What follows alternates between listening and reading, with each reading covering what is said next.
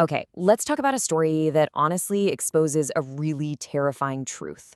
How extreme wealth can create a world that seems to have no rules, where a web of power protects the most horrific crimes you can imagine. For decades, Jeffrey Epstein built an entire empire on abuse, and he was shielded by the very systems that are supposed to protect us. So, we're going to get into how he did it, who was in his circle, and how justice failed so catastrophically. So, where do we even begin?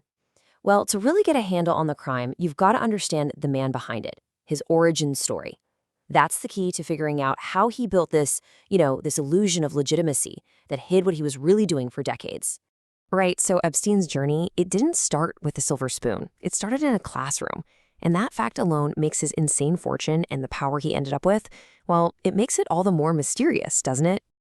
Okay, so let's break this down. He was born in Brooklyn, wasn't from a wealthy family at all. His first big break? Teaching math at this super elite school, the Dalton School. And get this, he didn't even have a college degree, but he used the connections he made there, with the rich parents, to just leapfrog onto Wall Street. It just goes to show you, this pattern of using people, of leveraging social connections, that's what defined his entire life. So after he leaves Wall Street, and let's just say it was under some questionable circumstances, Epstein needed a new way to get rich, and boy did he find one. He found Leslie Wexner. And this relationship, this became the absolute bedrock of his entire financial empire. Now this is where it gets really wild. In a move that, to this day, just baffles financial experts, Epstein somehow convinces Wexner to give him complete power of attorney.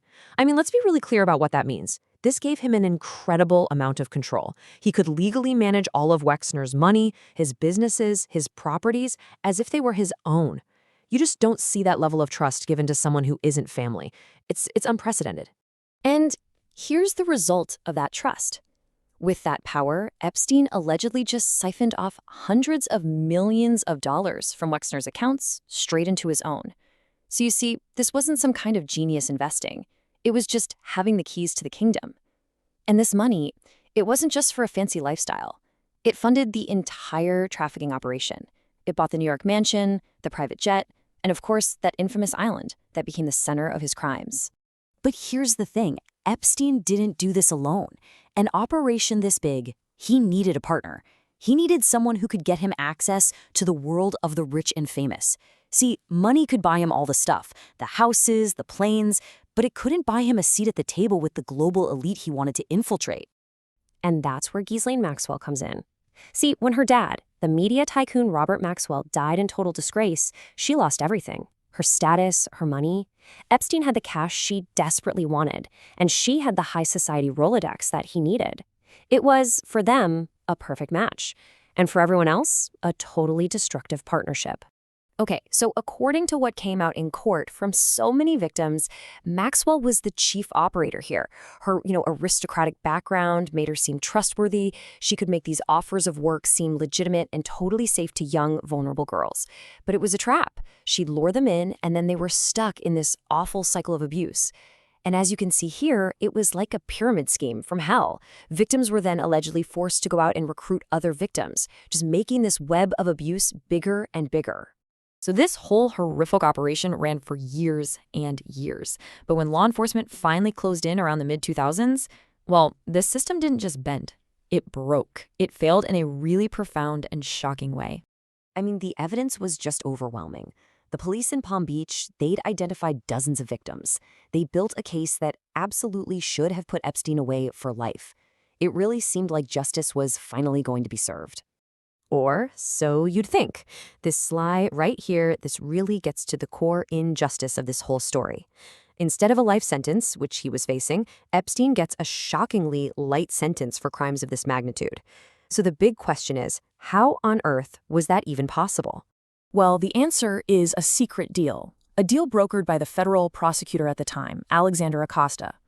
It wasn't just that it gave Epstein a measly 13 months in a county jail, and he got work release 6 days a week, but it also just shut down the entire federal investigation. And here's the absolute kicker. It granted immunity to everyone else involved, including Ghislaine Maxwell. It was basically a get-out-of-jail-free card for the whole network.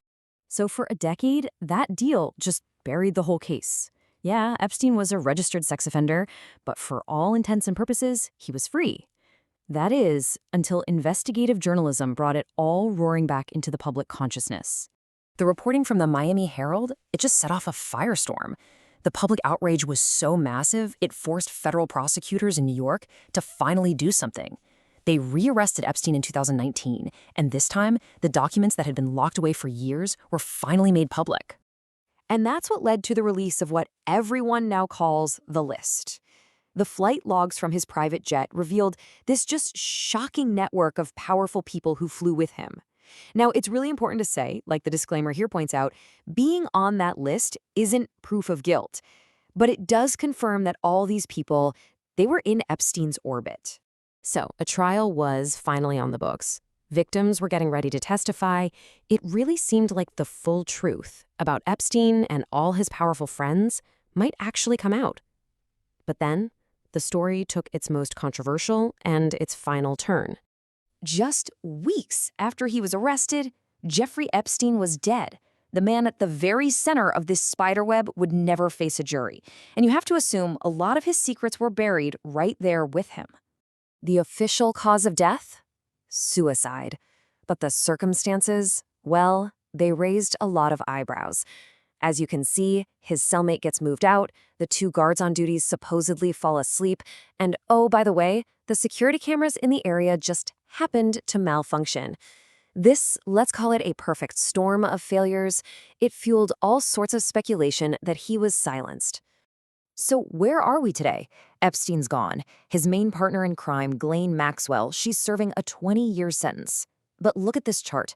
The vast network of people, the enablers, the potential participants in his crimes, they remain, for the most part, completely untouched by the law. And that just leaves us with the one central, lingering question of this whole nightmare. This story, it didn't just expose the crimes of one twisted man. It exposed a 2-tiered system of justice, right?